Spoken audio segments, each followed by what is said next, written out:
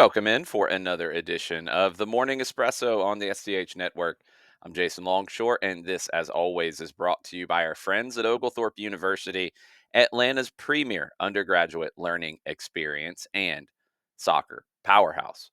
Yesterday at Mercedes-Benz Stadium, FIFA President Gianni Infantino made a visit, spoke to the media along with City of Atlanta Mayor Andre Dickens and Tim Zalowski, the president of AMBSE, in the mixed zone area after the press conference portion. And you can hear some highlights from that press conference on the SDH Network, on our YouTube page, and on our Instagram page.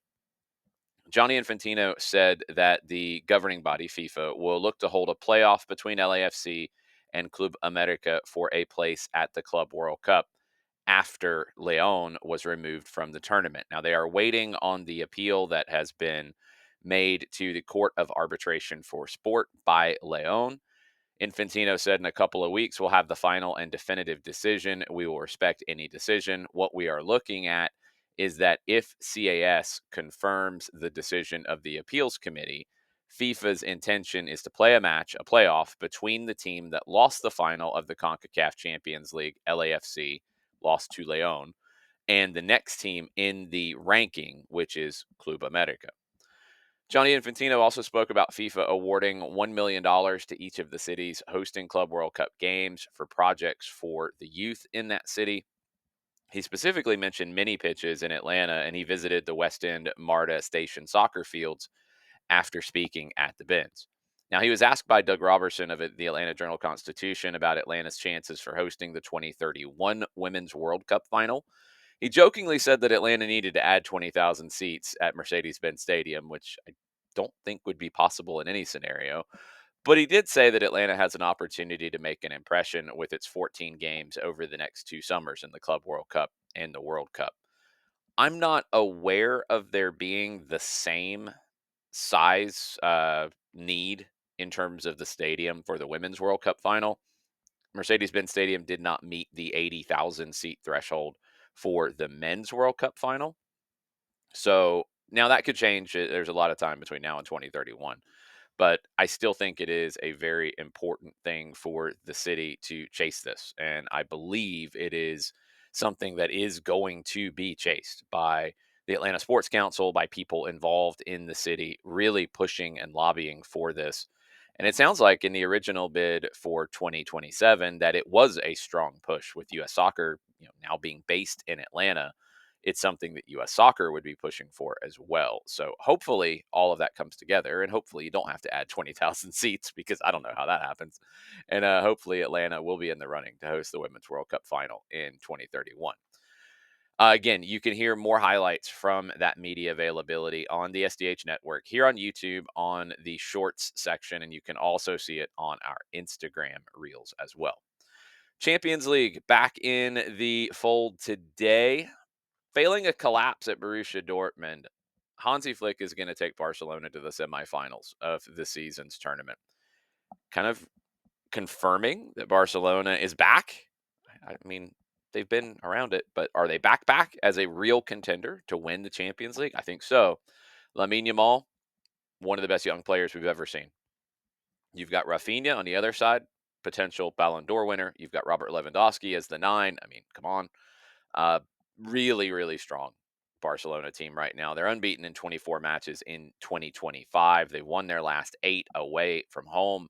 Dortmund have only won 3 of their last 12 home games, period, and they've lost their last 2 meetings to Barcelona. Doesn't look good for Dortmund. They've got a massive hill to climb. It doesn't look like they're going to be able to get to do that. And it looks like that Wojciech Szczesny is going to equal a 52-year unbeaten run that Johan Cruyff had when he joined Barcelona. In 1973, he had 23 matches without a defeat. Chesney will equal that without a defeat today. When he took over in goal in January on a regular basis, he was kind of in and out before that. He has not lost in 2025. 22 starts, 19 wins, 3 draws. There are 2 more ahead of him in Barcelona history who have had longer unbeaten runs. Paulinho had 25 in 2017, and Cesc Fabregas had 30 unbeaten matches in a row in 2011. And if Chesney is to break that record, he would do it in the Clasico against Real Madrid on May 11th. How poetic would that be? PSG, they have the lowest average age of all the teams in the Champions League quarterfinals, and nobody is kind of embodying that youth movement more than Desiree Doué. Doué's name, as I said last week, after his maybe emergence for some people, he's been doing it at PSG for a minute now. His name translates as talented or gifted, and he's absolutely that. Luis Enrique said about Doué, any player who's prepared to take on opponents in the final third for me is marvelous. PSG have lost three of the seven Champions League knockout ties where they've held a 2-goal advantage. That's a crazy number. Though they've won 16 straight away matches in all competitions. Aston Villa, they're trying to overturn a 3-1 deficit, unbeaten in 17 matches at home. They have scored 2+ goals in 7 of their last 8 at Villa Park. Unai Emery, manager at Villa, he's urged his players to, quote, write history, unquote, by recording this memorable comeback win over PSG. Now, he knows about this stuff. He was on the other end of it. PSG manager Luis Enrique was on the other end at this point. He was at Barcelona during La Remontada. This was in 2017 in the Champions League. PSG won the first leg 4-0, only to get demolished in the second leg in Barcelona 6-1. One of the greatest comebacks we've ever seen in the sport. So he knows how that feels. This one wouldn't quite be that, but can he overturn it? It would be a huge shock if Aston Villa is able to knock out PSG. Now, tomorrow, you have an even bigger lead with Arsenal and Real Madrid. 3 goals. You're going to Madrid. Should Arsenal worry? There have been 47 instances of a team taking a lead of 3 or more goals into the second leg of a Champions League tie. That margin has only been overturned 4 times. So 8.5%. Okay, Arsenal fans should feel pretty good about that.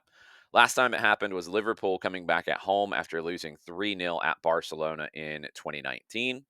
Real Madrid has done this, not in the Champions League, but in the old European Cup. They did it against Derby County in 1976. They won 4-1 in the second, or Derby County won 4-1 in the first leg. Second leg, Madrid scored 4 times. That made it 5-5 on aggregate. And then a goal in extra time won it for Real Madrid. They also did it twice more in the 80s in the UEFA Cup. Arsenal's 3-0 victory last week was the 12th time that an English team have won by 3 goals or more in the first leg of a Champions League knockout tie. Each of the previous 11 times, that team advanced. We'll see if Arsenal can join that group. Newcastle, they're trying to get into the Champions League for next year. Their manager, Eddie Howe, is recovering in the hospital after being diagnosed with pneumonia. He missed the match over the weekend. He's going to miss at least the team's next 2 matches as well. Barcelona, they're going to finish the season at the Olympic Stadium. Pressure's on to get back to the Camp Nou as soon as possible.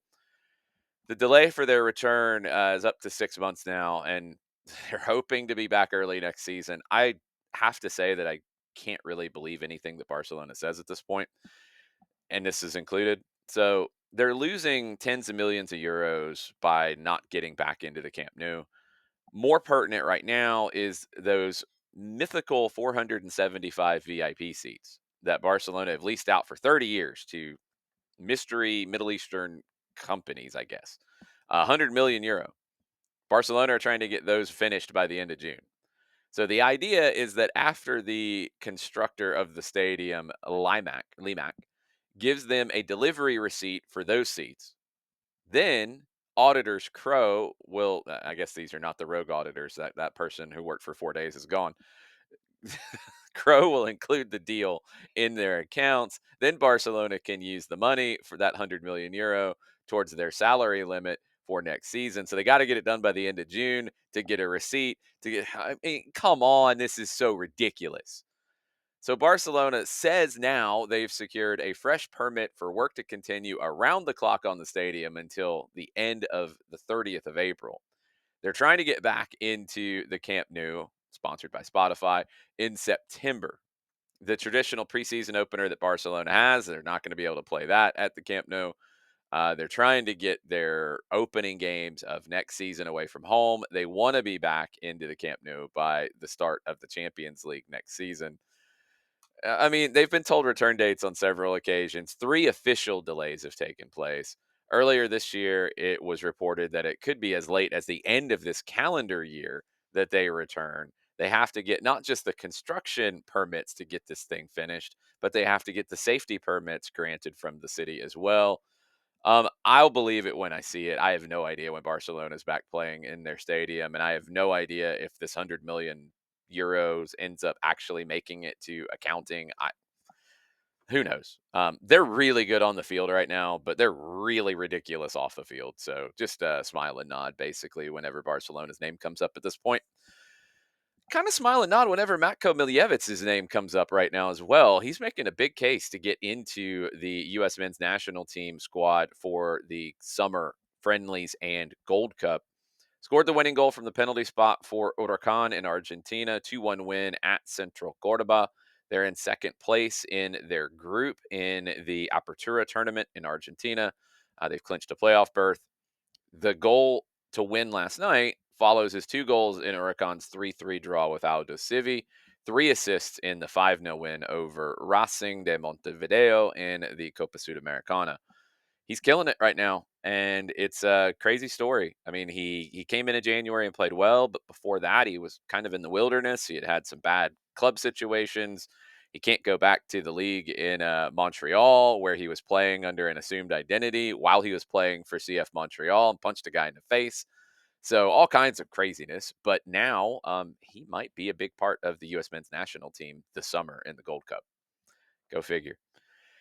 Speaking of going figuring, go figure what happened in the wild Clásico Regio in Mexico over the weekend.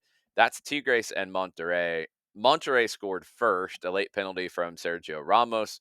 Crazy stare down with Tigres' crazy goalkeeper, Nahuel Guzman. He started the whole sequence by like facing away from Ramos, who was going to take the penalty. Ramos was kind of like, what is happening here? And they kept trying to get Guzman to turn around. They did. Then he turned back around. Then he finally like jumped and turned around right before the penalty. Didn't save it. None of that worked. But somehow Tigres was able to. They'd gone down to 10 men before the penalty kick. Diego Lainez, second yellow on the foul that led to the penalty. Rayados went to 10 men after that, then 9 men. So it's 10v9. Tigre scores in the 90th minute, a low free kick from Sebastian Cordova. And then in the 95th minute, Nico Ibanez with a header to win the match for Tigres. You also had Guido Pizarro, the manager for Tigres, who just recently retired as a player. He got in trouble after getting sent off. He reportedly slapped Herman Lux, the assistant coach for Monterrey, on the way to the locker room. He's going to be suspended for 3 matches, according to the disciplinary committee in Mexico. Chaos. Tigres and Monterrey. It's about what you would expect. Chaos in the managerial carousel in Brazil. Pedro Caixinha is no longer the manager at Santos. Yes, Neymar had returned to the club. Caixinha, all excited about that. He was appointed in January. 1 point in 3 matches in the start of the Serie A in Brazil and elimination in the semifinals of the State Cup. He's out. 6 wins in 17 games. Not crazy. This is a team that was recently promoted from Serie B. According to Globo in Brazil, Santos initially reached out to Chichi, the former Brazilian national team manager, and the most recent Brazilian national team manager, Dorival Jr., who was fired after the loss in Argentina. Both said no. Um, Jorge Sampaoli, who's a previous manager of Santos, he was the third option on the list, and now he's generating consensus. It could be Sampaoli who will be managing Neymar at Santos. Anything is possible, right? Iraq, they announced on Tuesday that they have fired Jesus Casas with just 2 games remaining in qualifying in Asia for the 2026 World Cup, and Iraq is still in it as well. They are firing him due to, quote, a serious breach of contractual obligations, including their departure from Iraq without official permission. Now, there's been reports for a little while that Iraq was going to fire Casas, who had a bad run in the last series of qualifiers, a 2-2 draw at home to Kuwait. 5 days later, a dramatic last minute loss to Palestine. That put them out of the top two automatic qualification spots in the group. Now they're third behind South Korea and Jordan. Those are the next two opponents in June. So Iraq has to win both to progress to the World Cup for the first time since 1986. If they don't, then they go into another round of qualification with 6 teams playing off for 2 more World Cup spots. Arjan Verink is the assistant coach to Serena Wiegman, the head coach for England's women's national team. Verink is going to leave England and become the head coach of the Dutch women's national team after this summer's Euros. He will succeed Andres Jonker, who's been in charge since 2022. CONCACAF President Victor Montagliani, he has criticized a proposal to expand the 2030 Men's World Cup to 64 teams. He says he's against it. The Asian president says he's against it. The UEFA president says he's against it. It could be discussed at the FIFA 75th Congress held in Paraguay in May. We'll see. The president of the Chilean FA, Pablo Milad, he has confirmed that the more than 20 hooligans who have been identified for the violent interruption of breaking onto the field during the Libertadores match between Colo Colo and Fortaleza, they will be sanctioned with up to 18 years of being prohibited from attending games locally and internationally in a joint decision with CONMEBOL. The punishments are not uniform. Some will receive bans of 6 or 12 years, depending on the type of infraction. We're talking about vandalism. We're talking about trespassing. These are all part of the regulations, and it's approved and covered.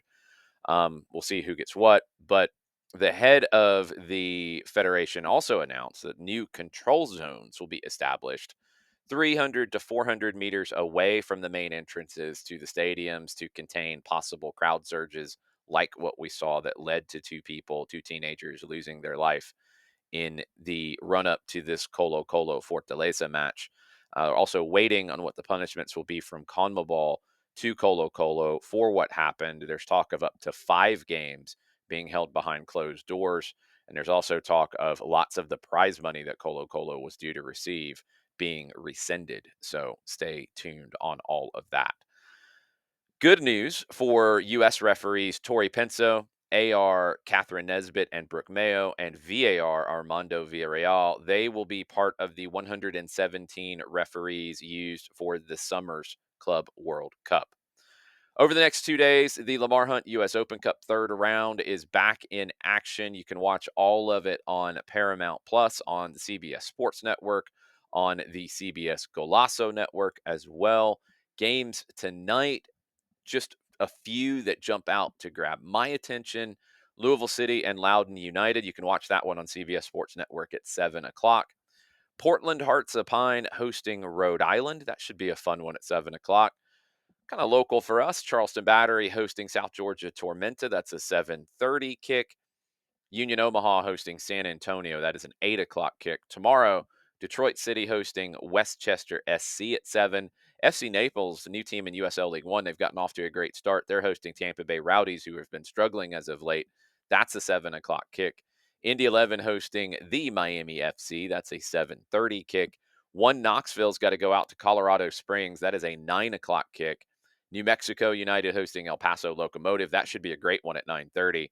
Sacramento Republic hosting El Farolito, the Burrito Boys. They are going to be on the CBS Sports Network at 10 o'clock on Wednesday. And the last game to kick off on Wednesday night, Chattanooga Red Wolves. They are on the road at the Las Vegas Lights for a 10:30 kick.